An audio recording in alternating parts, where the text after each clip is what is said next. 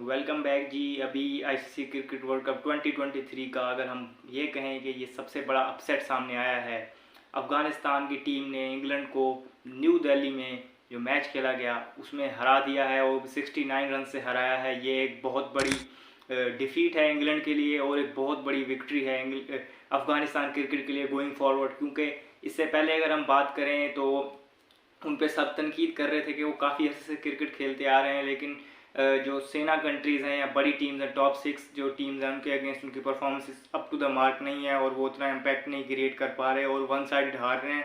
और तनकीद हो रही थी, लोग कह रहे थे कि वो वर्ल्ड कप को कम्पेटिटिवनेस वर्ल्ड कप की ख़त्म कर रहे हैं। तो ये उन्होंने सरप्राइज़ जो दिया है इस टाइम इंग्लैंड को, तो इंग्लैंड वाले इस टाइम हिल गए होंगे क्योंकि वो पोटेंशियल इस टूर्नामेंट से पहले फाइनलिस्ट थे और एक रेड हॉट टीम समझे जा रहे थे। जो उनकी कम्बिनेशन था, फिर कुछ इंजरीज हुई जो उनको, जिसकी वजह से उनका कम्बिनेशन वो नहीं खिला पा रहे अपना मेन कम्बिनेशन।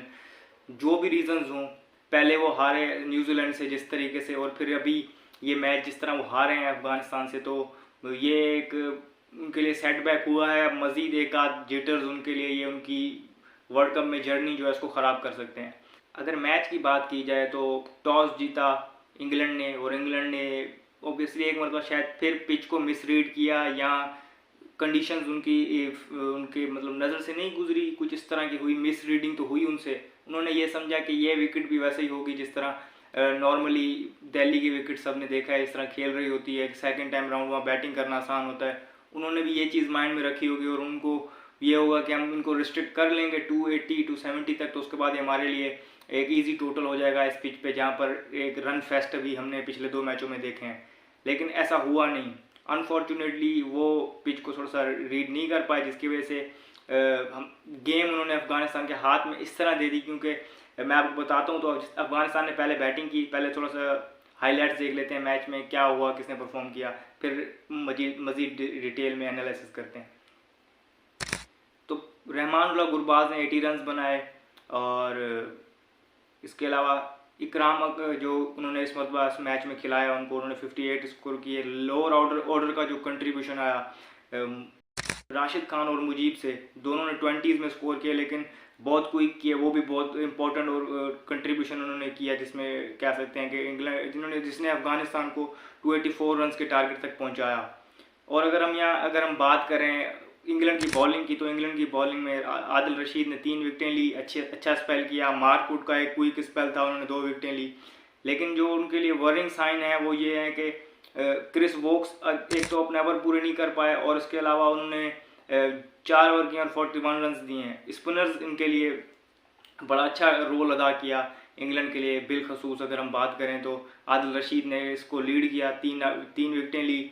लिविंगस्टन ने 10 ओवर अपने पूरे किए, बड़ी इकोनॉमिकल स्पेल की और 1 विकेट भी ली। जो रूट ने 4 ओवर किए, इकोनॉमिकल स्पेल अगेन और 1 विकेट ली। अब 284 यहाँ जिस तरह मैंने आपको कहा कि गेम, मैंने आपको बताया ना कि गेम उन्होंने उनके हाथ में दे दी अफगानिस्तान के इंग्लैंड वालों ने, क्योंकि इंग्लैंड वालों को ये समझ नहीं आई शायद पिच डिटेरियोरेट होगी। लेकिन मिड वे पे भी उनको ये चीज़ समझ आ जानी थी कि जहाँ पर लिविंगस्टन और रूट टर्न कर रहे हैं तो अफगानिस्तान के पास तो उनसे बेहतर और क्वालिटी स्पिनर्स हैं। उन्होंने ये चीज़ थोड़ी सी मिसरीड की जो उनको ये मैच कॉस्ट करने में एक इंपॉर्टेंट रोल अदा किया। अब एक टाइम ऐसा था कि गुरबाज ने इंग्लैंड को स्टार्ट में इतना पीछे किया हुआ था, लेकिन फिर आहिस्ता आहिस्ता विकेट्स गिरी, फिर गुरबाज रन आउट हुआ 80 रन पे। उसके बाद कम बैक हो गया था इंग्लैंड का, लेकिन इंग्लैंड ने वहाँ पर एक लीन पैच खेला जहाँ पर इकराम ने पहले पार्टनरशिप लगाई राशिद खान के साथ। राशिद खान अग्रेसर हो गए, इकराम ने अकोमोडेट किया, वहाँ पर रन लीक हुए जो मैंने आपका 20 रन जो इन्होंने किए। फिर इकराम ने एक पार्टनरशिप मुजीब के साथ लगाई, वो भी रन, तो वो मिला के और थोड़ी बहुत लोअर ऑर्डर से थोड़े और 10-15 रन इस तरह आए और बिल आखिर जो 284 के टारगेट तक पहुंचे, वो इस पिच पे एट द एंड बहुत बड़ा टोटल साबित हुआ इंग्लैंड के लिए। अब इंग्लैंड के लिए स्टार्ट उनका बहुत इंपॉर्टेंट होता है हर बार, लेकिन फजल फारूकी ने जो वो लेफ्ट आर्म फास्ट बॉलर का ड्रीम डिसमिसल होता है, बॉल अंदर आता है स्विंग होके, वो जॉनी बेयरस्टो का किया। फिर एक छोटी पार्टनरशिप लगी जो उनके 2 मेन बैट्समैन हैं जो कन्वेंशनल क्रिकेट खेलते हैं, जो रूट और डेविड मलान, लेकिन फिर जो रूट आउट हुए। फिर उसके बाद लाइन लगती गई। हैरी ब्रूक वाहिद बैट्समैन थे जिन्होंने 66 स्कोर किया, थोड़ी सी रेजिस्टेंस शो की, लेकिन इस पिच पे एक आध बॉल की मार वो साबित हुए। आदिल रशीद और मार्कवुड और रिस्टोपलिन एंड में थोड़ी सी फाइट करने की कोशिश की, लेकिन तब तक बहुत देर हो चुकी थी।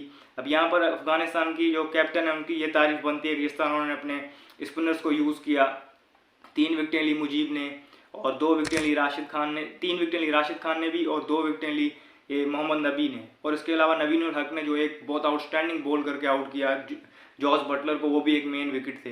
तो इंग्लैंड स्टार्ट से ही चेज में जो है वो पीछे नजर आई। किसी भी स्टेज पे ऐसा नहीं लगा कि कन्वीनियंसली इसको चेज कर पाएगी या नहीं कर पाएगी। वो हमेशा गेम को चेज करते हुए नजर आए और गेम में पीछे नजर आए और अफगानिस्तान ने इस चीज़ का फ़ायदा उठाया और बिल आखिर मैच जीत लिया 69 रन से। अब going forward into the world cup England के लिए बहुत सारी चीज़ें हैं सोचने के लिए। अब बेन स्टोक्स की फिटनेस को उनको देखना पड़ेगा, अब कम्बिनेशंस को देखना पड़ेगा। क्रिस वोक्स वो उस तरह डिलीवर नहीं कर पा रहे, सैम करन भी उस तरह डिलीवर नहीं कर पा रहे, तो ये चीज़ें इन्हें सोचनी होंगी।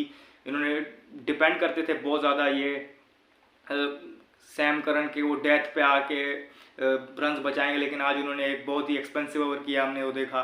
तो ओवरऑल अगर हम बात करें तो lots of thinking to do for England, और एक बहुत ही आउटस्टैंडिंग मूवमेंट है और बहुत ही बड़ा मूवमेंट है ये अफगानिस्तान की क्रिकेट हिस्ट्री में। उन्होंने वर्ल्ड कप में, ये उनकी सिर्फ दूसरी विक्ट्री है वर्ल्ड कप में और एक ऐसी टीम के खिलाफ विक्ट्री है जो इस टूर्नामेंट से पहले जिसको इस टूर्नामेंट के लिए फेवरेट करा दिया जा रहा था। तो ये अफगानिस्तान के लिए और उनके फैंस के लिए एक बहुत ही खुशी खबर है। इस वीडियो में फिलहाल इतना ही, मुझे दीजिए इजाज़त। शुक्रिया, अल्लाह हाफिज़।